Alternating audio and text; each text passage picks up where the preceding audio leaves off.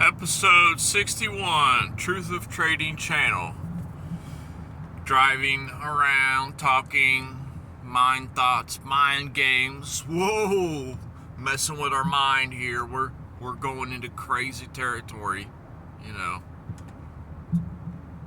Our gray matter hiding up here in our skulls. I've really been enjoying putting some videos out, you know. And I did a little bit of digging into some news this week. Middle of the week, Tuesday, Wednesday, mostly news on the euro and the CAD, Canadian dollar, you know.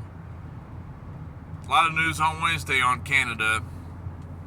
I think we could see some US CAD could see some, or CAD, any pair really could see some volatile movement. And Thursday is some US news, you know, the FOMC days, you know, Fed days. I mean, we've talked about that before. Fed days are blah.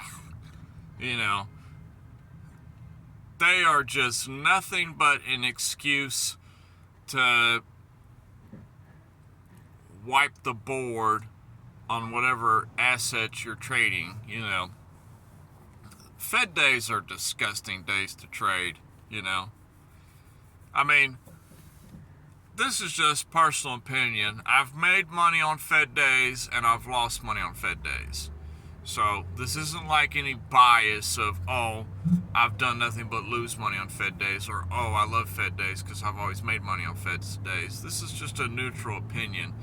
You know, a lot of the negative opinions that people have on trading, you know, it's just gambling and it's just lucky whether you win it or not. You know, they are right on Fed days. Those people, you're right. I'll admit it.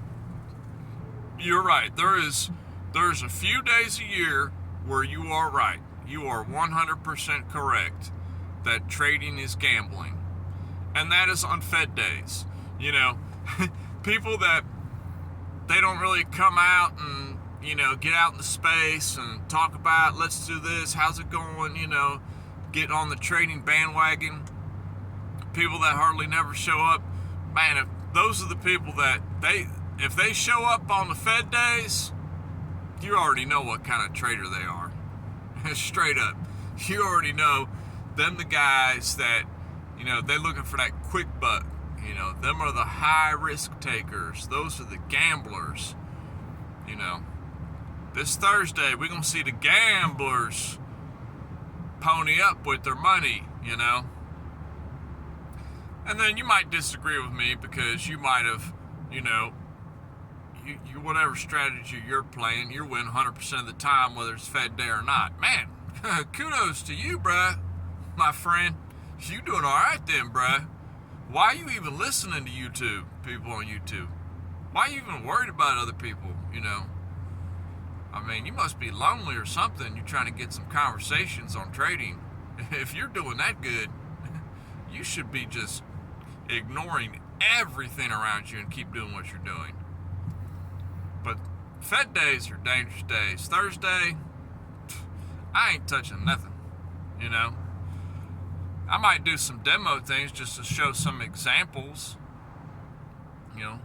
Thursday might be a good idea to take some demo trades just to show some examples on how the market can be. Hopefully I can catch something on a record. But, excuse me. But, you know, I've been enjoying posting these shorts and posting the videos. And if you have not watched my video that I put out, I made it last night, Sunday night. Today is Monday where I'm at. I've made it last night when the market opened, Sunday night, the Forex market opened. I made it last night, and I did a little quick I cut it down to like 5 minutes, and I just made a little voiceover record on it. But it was a good trade, you know. That's 2 weekly opens in a row that we've nailed it. I mean, nailed it. Man, that's like 2 for 2 on the weekly. Maybe I should only trade the weekly open. I say that, but I've never been too successful at trading opens in general, you know. My best trades have come, you know, middays, mid-session, or 3/4 of the way through a session. It's never been like, you know, open or the close, you know. The close has always been dangerous for me. But, that's 2 for 2. Well, last week it was same thing. We were trading dollar yen. It was, we had taken a short on, last week was a little different. Last week we had taken a short on the market close on the previous week. On Friday, we were short. Price was real high on the local level, and we had entered short. And the market closed. Our position was still open. And market open Sunday, big gap down. Boom, we was in profit. We was in profit good. I mean, we was in profit good. And we did really well. And then the trading week went on. Well, a few good trades here and there, a couple losers. And this weekly open was a little bit different, but a win was a win. The market opened. It had a slight gap down, not nearly as big as the week before, and then price quickly recovered most of that gap. It had the first hour of the dollar yen this week, the market was just ticking up, and I had drew out a order block, essentially, you know, kind of a supply zone, but more of just a generalized area of where orders were getting sold off from. And we had drawn our little fancy box there, and sure enough, when price got to the box, I entered a market short, one position. It got to the top of the box, sell limit filled, so we had 2 positions open. It broke out above the box just ever so slightly, but this was on the 1-minute chart. It wasn't just but a few candles, and boom, it just fake out, breakout. That's exactly what it was. Fake out, breakout, without a doubt. And that's kind of that behavior and the maneuvers.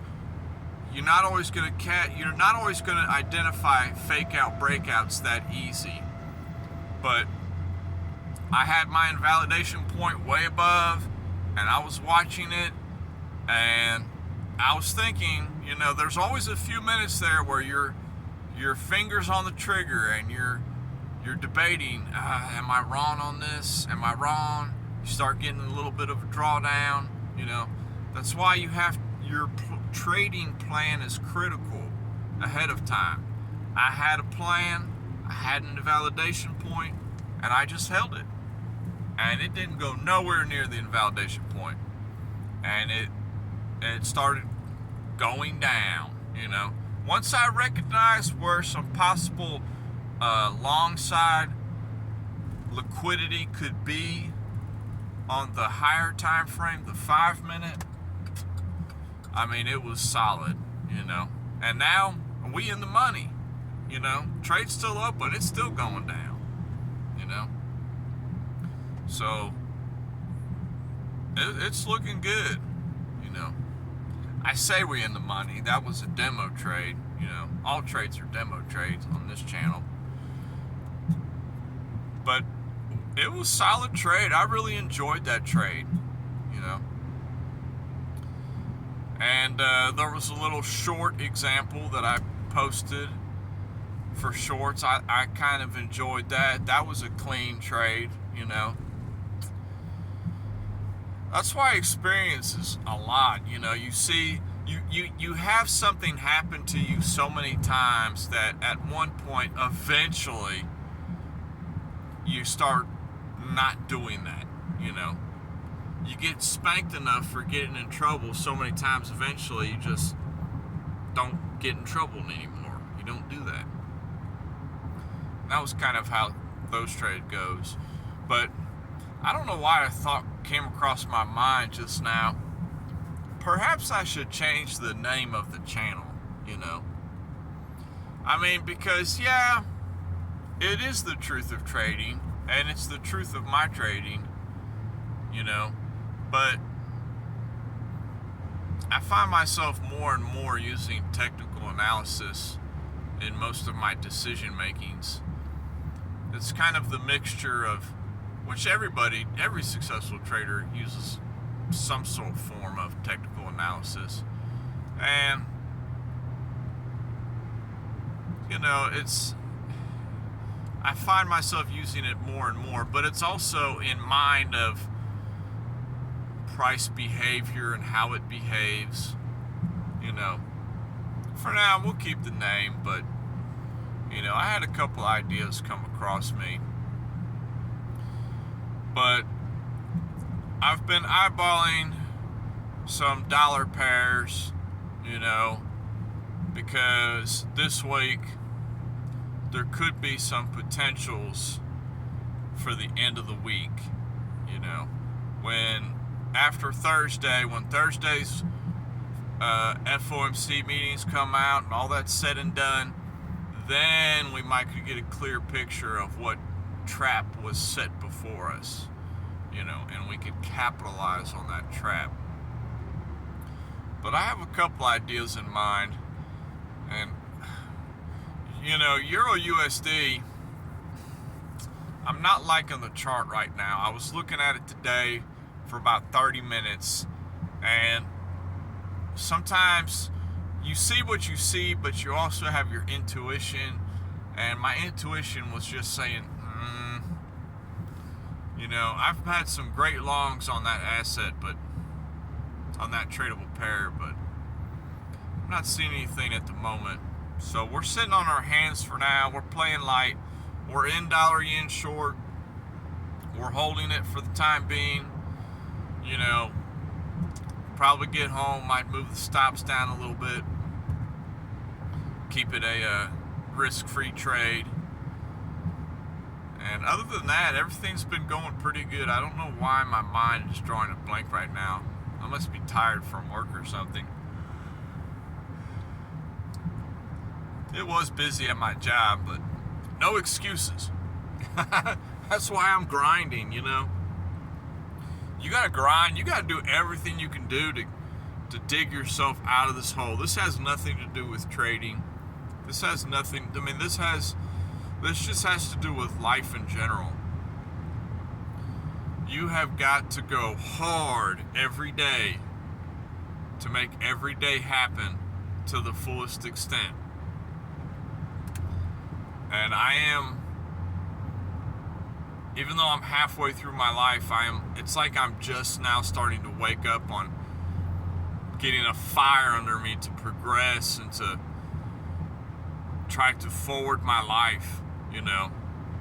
And even when you have people around you that they just don't believe in you, or their thought processes are totally different. You know, when you do you got to do you. You have to focus on what is going to make me a better person.